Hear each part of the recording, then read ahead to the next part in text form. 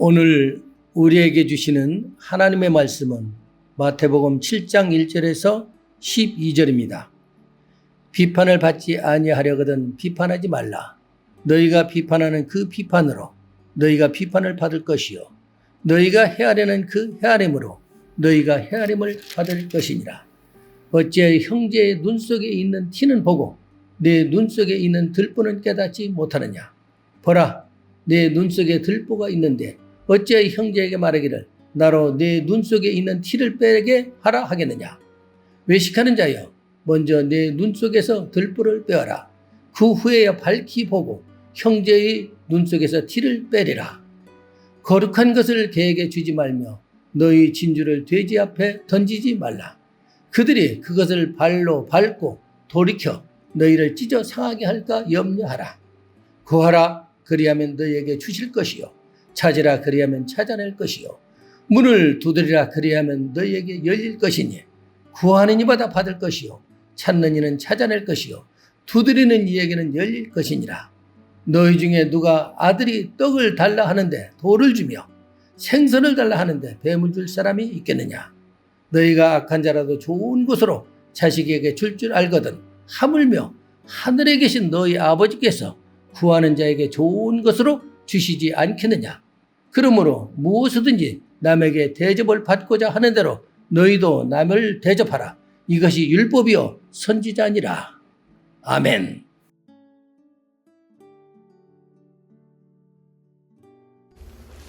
오늘 본문은 예수님께서 마태복음 5장 13절에서 16절에 말씀하신 착한 행실을 구체적으로 설명하고 있습니다. 본문 1절에서 6절은 서로에 대한 제자들의 태도를, 7절에서 11절은 하나님에 대한 제자들의 태도를 말씀하시고 12절에서 결론적으로 하나님 나라의 백성들이 가져야 할 삶의 태도에 대해서 이야기합니다. 다소 통일성이 없어 보이는 주제들이 12절의 마지막으로 관련성을 찾아볼 수가 있습니다. 예수님은 비판하지 말라라고 말씀하셨습니다. 건설적이며 덕을 세우는 방식도 아니며 자신에 대해 적용하는 비판의 잣대보다 더 엄격한 잣대로 남을 비판하는 그 사람은 사람과 하나님으로부터도 비판받을 것이다 라고 이야기합니다. 그리고 2절 중반에서 예수님은 비판처럼 헤아리는 것 또한 우리가 다른 사람을 헤아리는 것으로 나 또한 다른 사람과 하나님으로부터 헤아림을 받을 것이다 라고 이야기합니다. 3절에서 5절에는 티와 들보가 등장합니다. 남을 정죄하려는 마음으로 비판하는 사람은 먼저 자신이 하나님 앞에 얼마나 큰 죄인인가를 돌아보아야 합니다. 그렇지 않으면 들보를 가지고 티를 빼려는 외식하려는 자가 되기 때문입니다.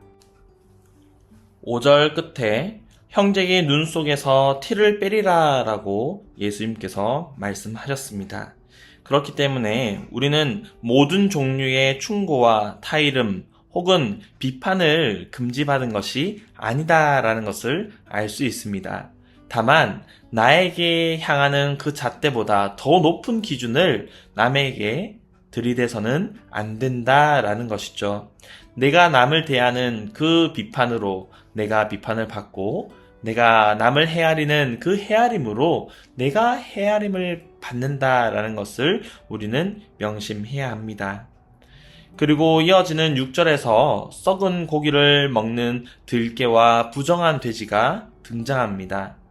이 부분에서 이들은 누구인가 라는 질문을 많이 하게 됩니다.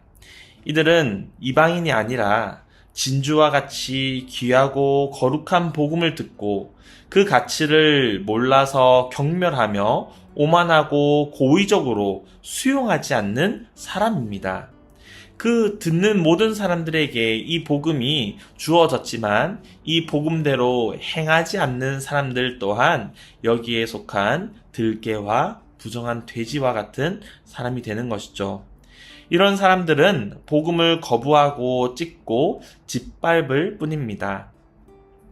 이처럼 복음을 거부하는 것은 하나님이 행하시는 현재적 심판입니다. 교회는 하나님 나라의 복음이 경멸을 받지 않도록 하기 위해 분별력을 가지고 지혜롭게 행해야 합니다. 그런데 마태가 비판하지 말라는 이 교훈을 1절에서 5절까지 한 후에 왜 6절에서 이 들깨와 돼지에게 거룩한 것과 진주를 주지 말라고 하는 것일까요? 문맥상 거룩한 것과 진주는 도움이 되는 비평과 조언을 가리킵니다. 하지만 그런 조언과 비평을 감사하게 받아들이려는 준비가 되지 않으면 마치 개와 돼지에게 그것을 주는 것과 같은 무용지물인 상황이 되는 것을 마태는 이야기하고 있는 것이지요. 7절에는 구하라, 찾으라, 문을 두드리라 라는 우리가 잘 알고 있는 이 구절이 등장합니다. 구하고 찾고 두드리는 것, 이것은 지속적으로 해야 할 것을 반복적으로 해서 강조하고 있는 것입니다. 과연 구하고 찾고 두드리는 이 세 가지의 행위에 공통적으로 주어지는 것은 무엇일까요? 그것은 무엇인가를 찾고 추구하는 모험이 그 안에 있다라는 것입니다. 내가 만족스럽고 부족함이 없어서 평안한 상태에서 구하고 찾고 두드리는 것이 아니라 내게 부족함이 있어서, 내게 두려움이 있어서 내가 평안하지 않기 때문에 구하고 찾고 두드리는 것이죠. 그렇기 때문에 나를 만족시킬 무엇인가를 구하고 찾고 두드리게 되는 것입니다. 바로 기도로 하나님께 아뢰게 되는 것이죠. 하지만 우리의 생각과 달리 나를 만족시킬 무엇인가는 우리의 외부에 있지 않습니다. 왜냐하면 그 다음 문맥을 보시면 나를 만족시킬 것을 기도로 찾지만 그 찾는 것은 우리 안에 있기 때문입니다. 이 단락에서 이 기도에 관한 언급이 나타나는 것을 보면 그러므로라고 시작을 합니다. 그래서 앞서 살펴본 1절에서 11절의 말씀과 이어지는 말씀이다라는 것이죠. 결론적인 해답이 이 12절에 있습니다. 즉, 기도가 필요한 이유를 우리는 남을 비판하지 않기 위해서, 그리고 우리 속에 있는 들보를 제거하기 위해서, 그리고 복음의 가치를 제대로 알고 그 복음대로 살기 위해서 기도해야 한다라는 이야기를 하고 있는 것이죠. 앞서 이야기했던 남에게 대접을 받고자 하는 대로 남을 대접하라 라는 것은 황금률인데, 천국 백성이 타인에게 어떤 자세를 가져야 할 것인가에 대한 결론으로 이야기를 하고 있는 것이죠.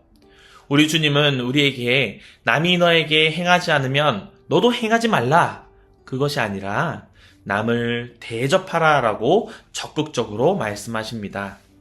한글 성경에는 12절 끝에 왜냐하면이라는 이 접속사가 빠졌는데요. 황금률에 따라서 이렇게 남을 대접해야 하는 이유가 이것이 율법과 선지자이기 때문이다라는 것을 이야기합니다. 즉, 구약의 율법과 선지자의 교훈은 남을 대접하는 것, 남에게 적극적으로 예수 그리스도의 사랑과 하나님의 사랑으로 남을 대하는 것에 있다라는 것이죠. 우리가 남을 사랑하면 구약을 성취하신 예수님처럼 다른 계명도 지키면서 살게 됩니다. 천국 백성의 삶 속에서 적극적인 하나님 사랑과 이웃 사랑이 없다면 그 삶은 하나님의 기준에 부합되지 못한 것이 되는 것이죠. 사랑하는 성도 여러분, 오늘 하루를 살아가며 우리가 대접해야 될 사람이 누가 있는지, 우리에게 대접할 기회를 주신 그 하나님께서 주신 그 기회를 살려서 우리의 사랑하는 가족들과 우리의 이웃에게 대접할 수 있는 저와 여러분이 되시기를 간절히 바랍니다.